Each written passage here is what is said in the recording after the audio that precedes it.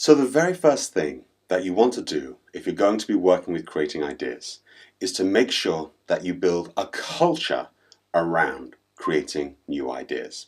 And I'll tell you why this is important because it's so good if you can bring ideas into your everyday life so that you're constantly using them and constantly talking about them rather than forcing your brain to work under pressure to be creative against a deadline.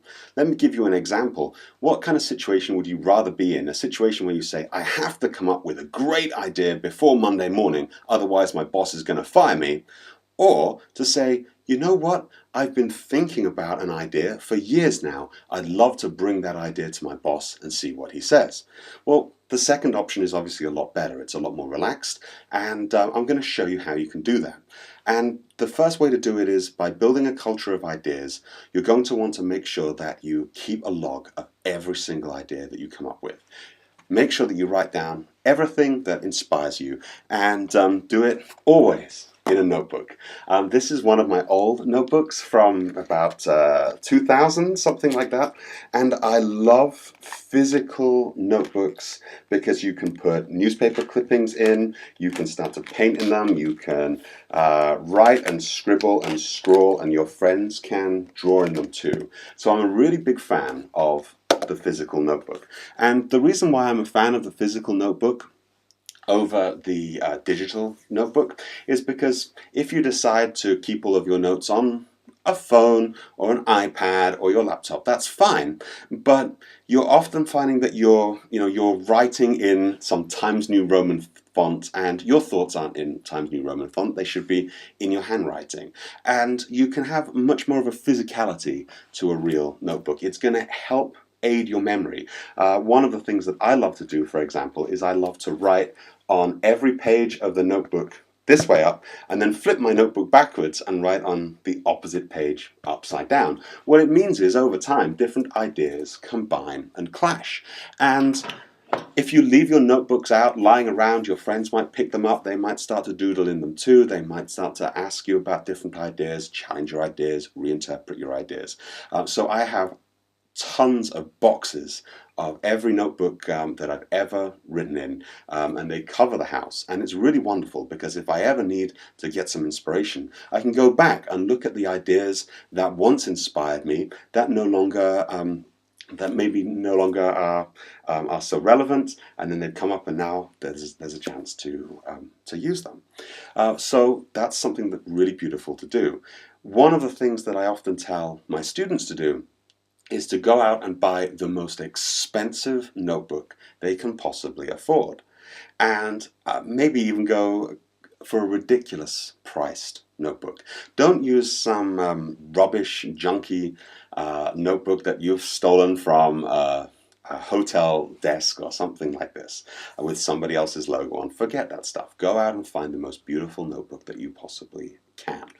When you get a beautiful, overly expensive notebook, it will actually help you value your ideas. You'll put a lot of pride into your ideas, and you'll realize just how precious they really are. If you have things just written on scraps of paper, that's okay, it's better than nothing, but it's not really a collection, it's not really something special, it doesn't feel particularly magical. The more personal pride that you can take in your own ideas, the better quality of ideas will come out. It's a psychological trick, and every day you can be writing down new things in new notebooks and see how they go.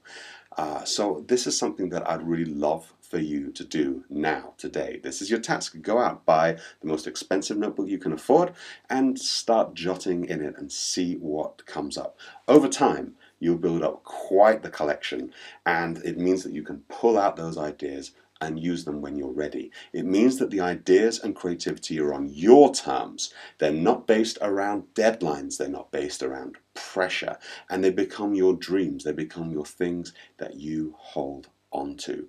Maybe you want to keep a notebook right beside your bed so that you can jot down ideas when you wake up at 4 a.m. in the morning with that brilliant flash of inspiration. Maybe you want to keep one in the car and one at work and one here and one there, and encourage those around you to keep notebooks too. And maybe you want to spot them, you want to see how everybody else is keeping notes. It can be really inspiring.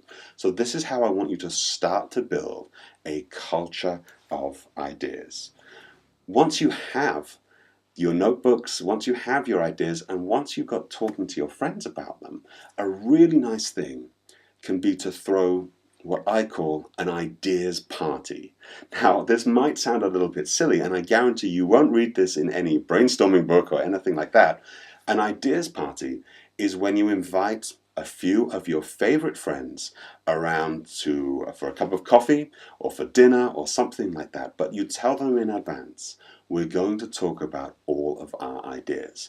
And as you're drinking your coffee or eating your dinner, you go around and share any kind of weird and wonderful idea that you had in a sort of no pressure environment.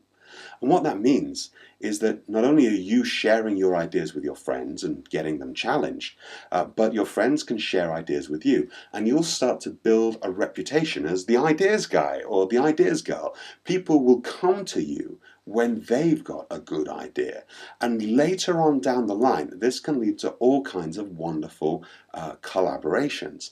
So this is something that I really would encourage you to do. So please leave a comment and invite some of your friends to an ideas party. It's super easy to set up, and you just say, hey, let's go for dinner, let's go for coffee, bring your best idea. No matter how stupid the idea, everybody shares it. That's the plan. Simple, straightforward, easy, doable. All of a sudden, you'll position yourself as the ideas guy. And luckily for me, I've been doing this for a very long time, and what I love is whenever anybody has a really exciting, interesting idea, they're banging down on my door to say, Adam, you've got to take a look at this. And it makes my life so much more creative. I hope that it makes your life more creative too.